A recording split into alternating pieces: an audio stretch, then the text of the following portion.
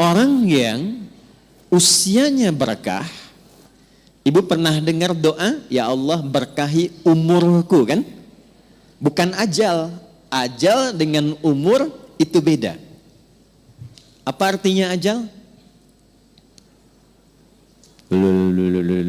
Ya.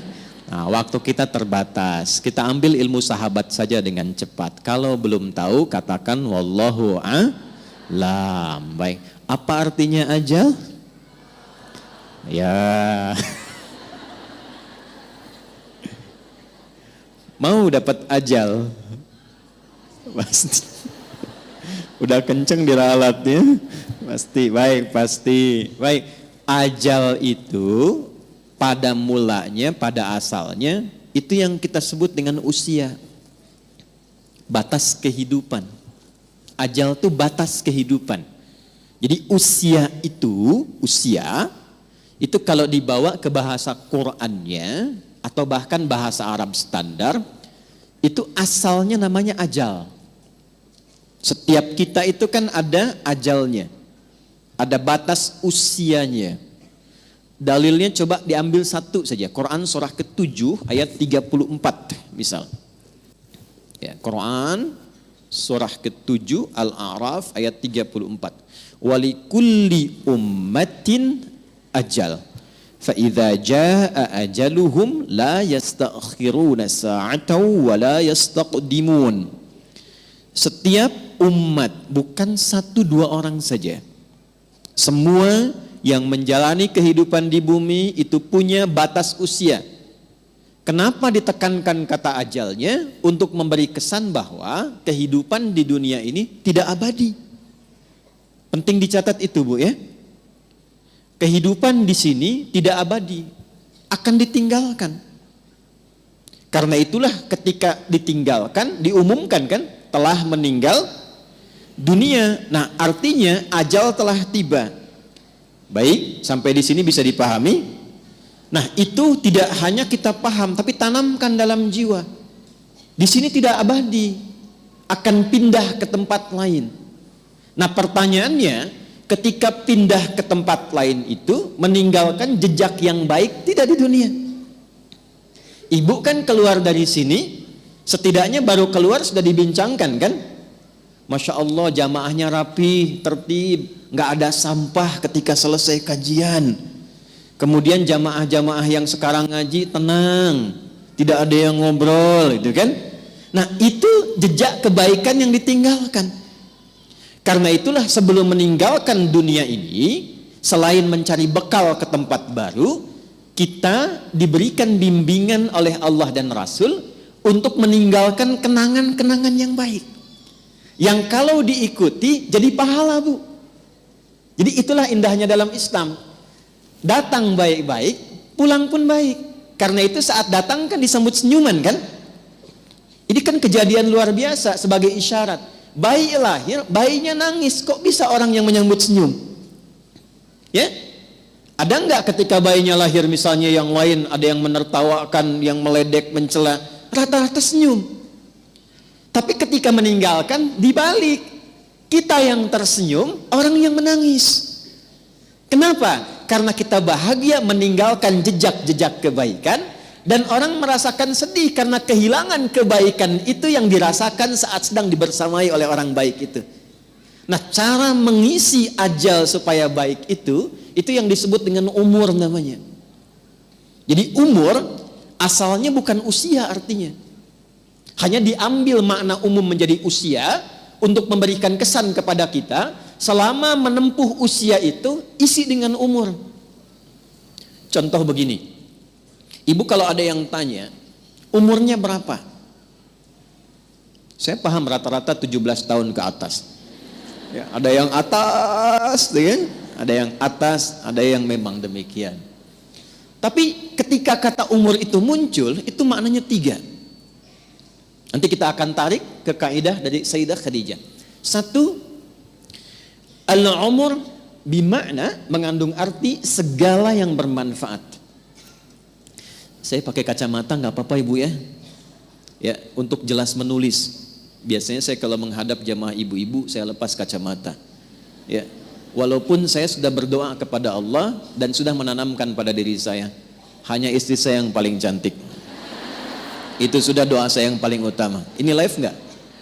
Tenang bun ya, aman insya Allah. Iya.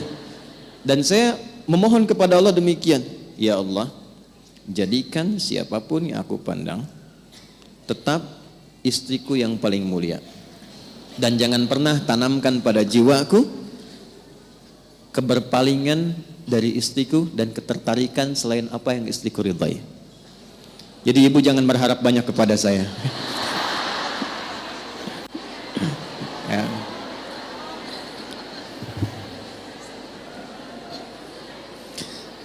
Saya tahu itu akan direkam, dengar nih Pak.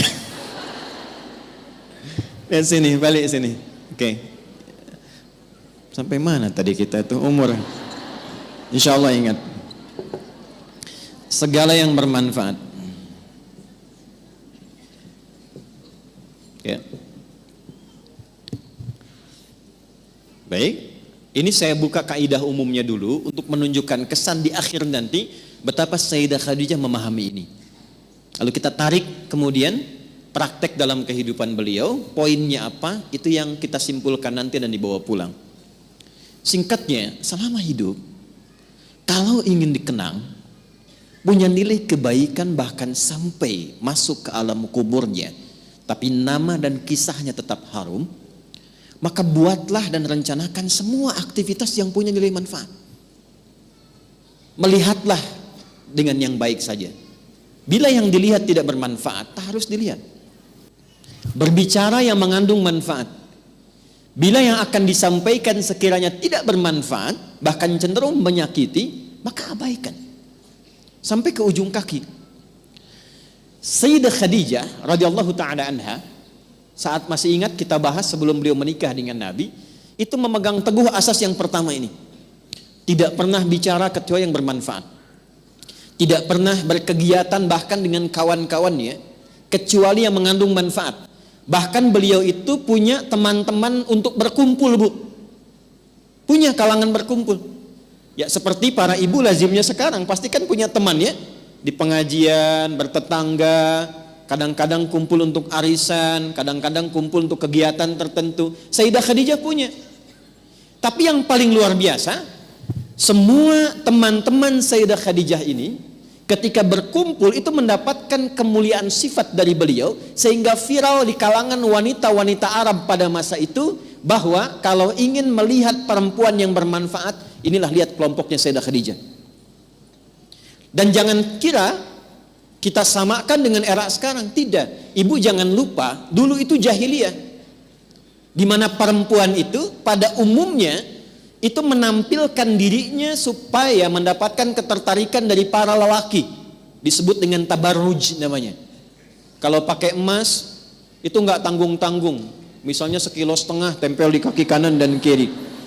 Supaya kalau jalan bunyi cek gitu kan. Ada yang lihat. Pakai pakaian terbuka.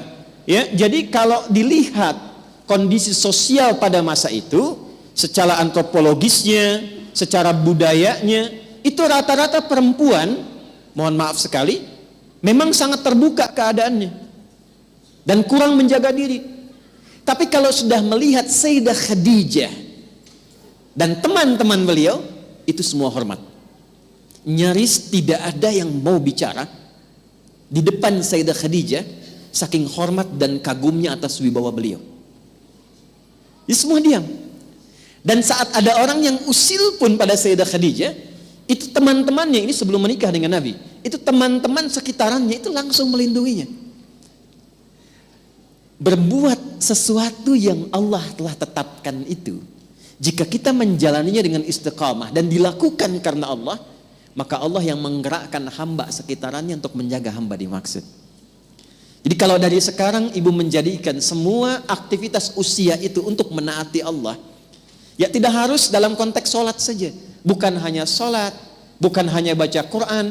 Saya ingin mengisi sisa hidup saya untuk menaati Allah. Mulai sekarang saya akan gunakan pandangan pada yang Allah sukai saja. Saya akan gunakan pendengaran pada yang Allah sukai. Saya akan gunakan lisan pada yang Allah sukai. Kata Allah, jangan gibah. Saya tahan gibah. Saya tidak Ustaz. Bagus. Tidak seperti ibu itu tuh. Kalau bicara, masih berarti. Tahan. Tahan. Itu kalau bisa dilakukan, Allah balas, mengangkat wibawa ibu. Jadi dari segi umur, itu akan dikenang. Ini orangnya orang berwibawa, orang baik. Ibu kalau nggak percaya silahkan. Kalau melihat orang salih, solihat, malu kan kalau berkata kotor? Coba silahkan, mau berkata yang kurang baik, walaupun terbiasa bergaul di tempat yang kurang bagus, bertemu orang begini nggak mau mengeluarkan kata-kata kotor. Saya kalau ketemu preman bu, nggak pernah berkata-kata kotor pada saya. Assalamualaikum Ustaz, Assalamualaikum Pak Kiai, doakan ya. Padahal sebelum itu dengan kawannya, keluar, Ragunan keluar, tuh kan? Bahasa-bahasa yang tidak normal keluar. Tapi ketika kita berusaha menaati Allah dalam hal yang simpel saja, turunlah kemudian jawaban dari Allah dengan melindungi sifat-sifat baik kita untuk dikenang.